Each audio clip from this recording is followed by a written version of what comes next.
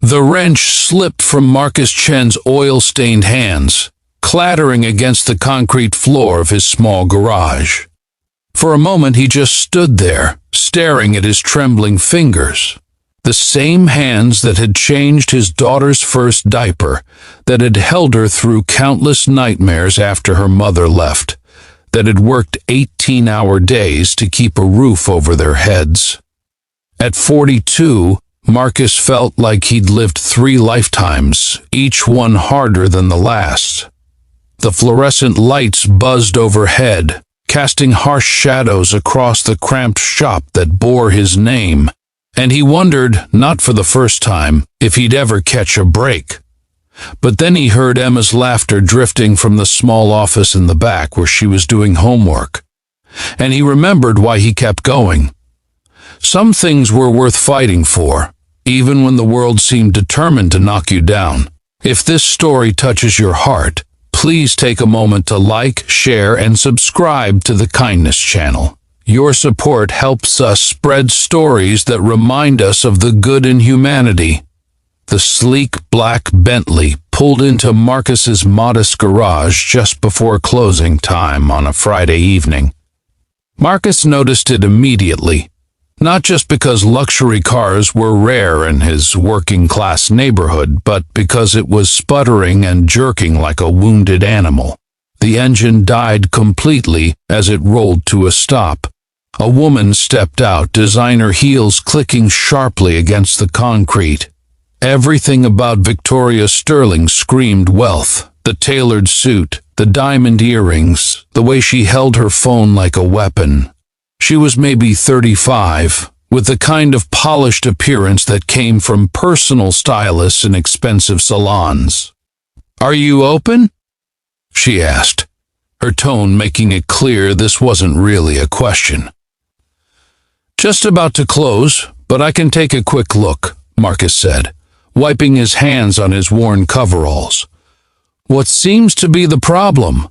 Victoria waved dismissively at the car. "It just stopped working. I have a critical dinner meeting in an hour across town. I need this fixed immediately." Marcus popped the hood and began his assessment.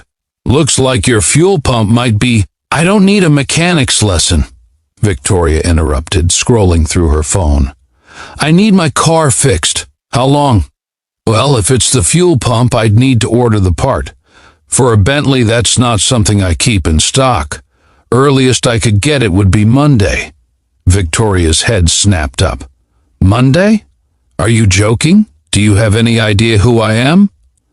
Marcus straightened, meeting her gaze calmly. "No, ma'am, I don't. I'm Victoria Sterling. Sterling Enterprises? We're the largest real estate development company in the state."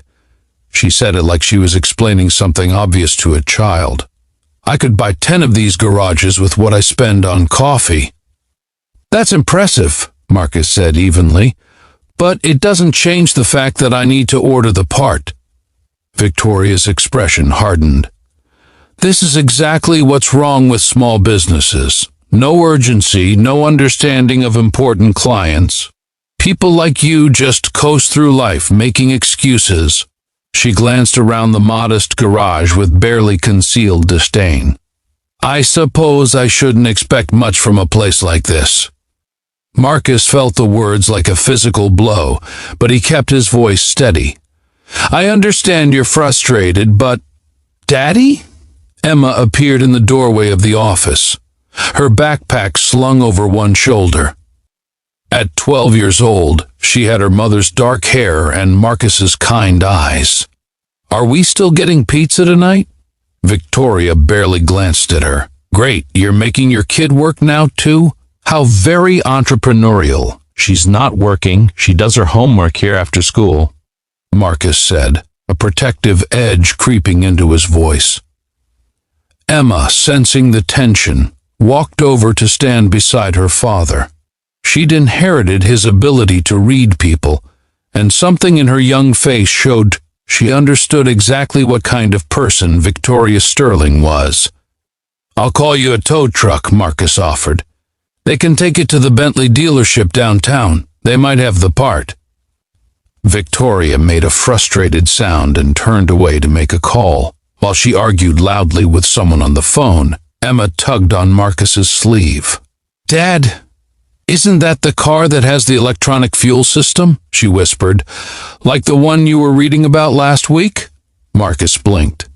His daughter was right. He'd been studying up on newer luxury models in his spare time, trying to stay current.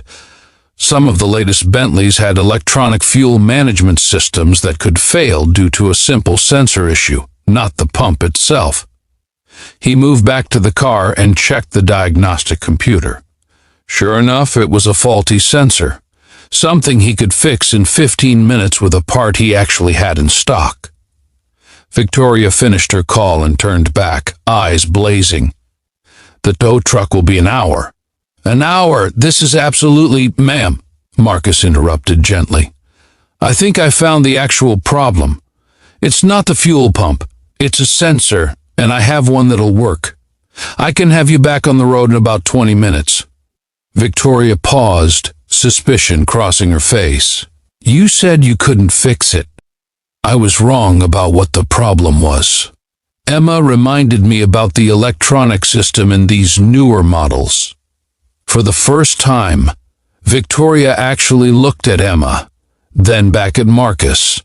Some of her anger seemed to deflate, replaced by something harder to read.